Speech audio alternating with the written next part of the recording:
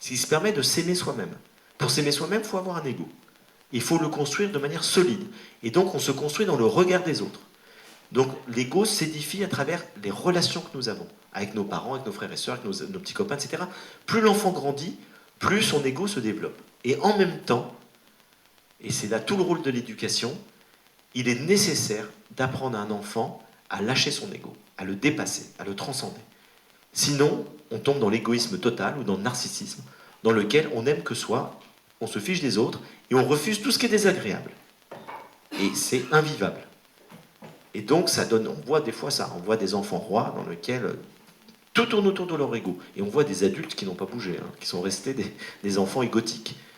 Et donc, c'est un narcissisme dans lequel tout tourne autour de soi, on ne peut pas penser autrement, tout se ramène à soi, on est incapable d'altruisme, et finalement, on s'enferme dans une sorte d'individualisme égotique.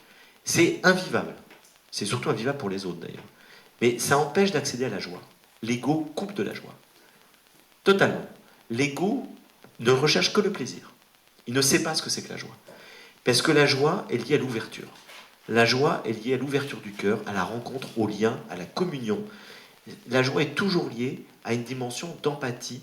Donc, alors, tant qu'on est fermé sur soi, on a des joies faibles, qui ressemblent plus à des plaisirs. Les grandes joies, les joies profondes, les joies qui nous soulèvent, qui nous transportent, sont toujours liées à une dimension de transcendance de l'ego. Lorsque vous regardez une œuvre d'art, lorsque vous écoutez une musique, lorsque vous voyez un beau paysage, ce qui vous met dans la joie, c'est que vous sortez de vous-même. On est presque dans une extase. On sort de soi. Et dès qu'on sort de soi, on connaît les plus grandes joies. C'est Schopenhauer, un philosophe allemand, qui a merveilleusement décrit l'émotion esthétique comme la seule qui est capable de nous transcender, de nous faire sortir totalement de nous-mêmes. Je rajouterais l'émotion spirituelle ou mystique. Crée exactement le même état. Et même l'émotion amoureuse, lorsqu'elle n'est pas narcissique.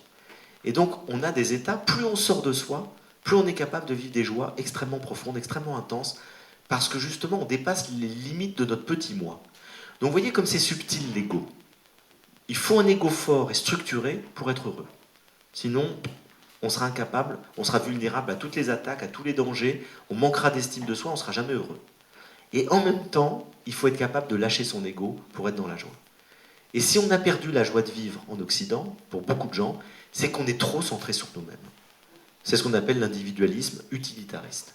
C'est-à-dire qu'on se sent comme un individu qui est le centre du monde, et le monde n'est là que pour nous servir, pour servir nos plaisirs.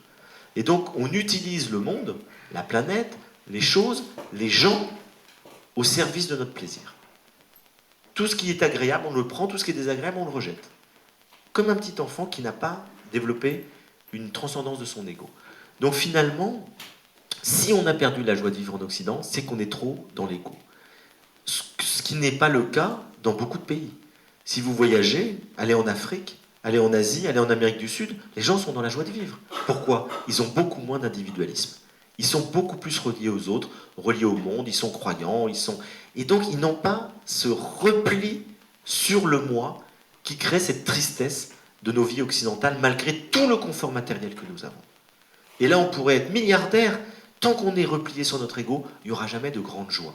C'est impossible. Il y aura plein de petits plaisirs. Donc finalement, pour retrouver la joie de vivre, il faut faire un travail sur soi. Et ce travail sur soi, Spinoza en parle de manière admirable dans son livre qui s'appelle L'éthique, où il nous dit « Nous sommes prisonniers de nos émotions. Et nous sommes entièrement mus par nos affects. Et donc finalement, il n'y a pas de liberté.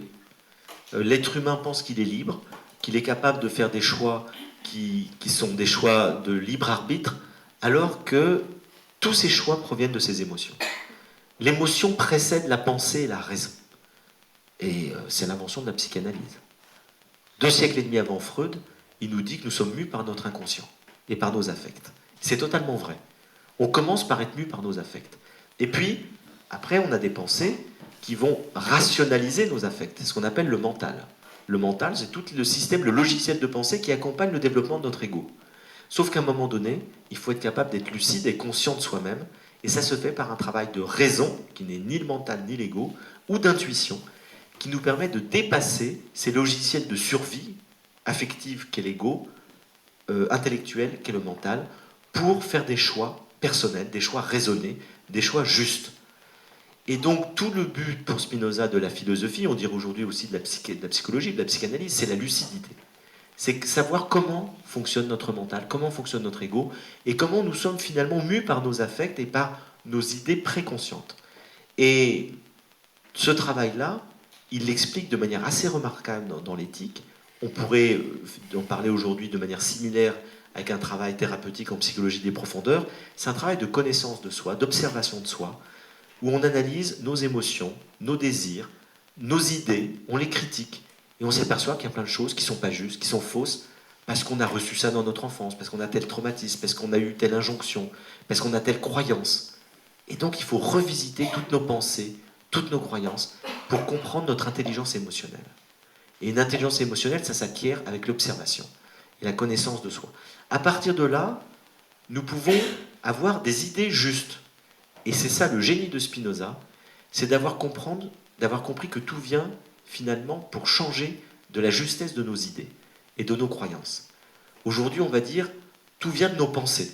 Si on a une pensée positive, on va créer un événement positif, c'est très juste.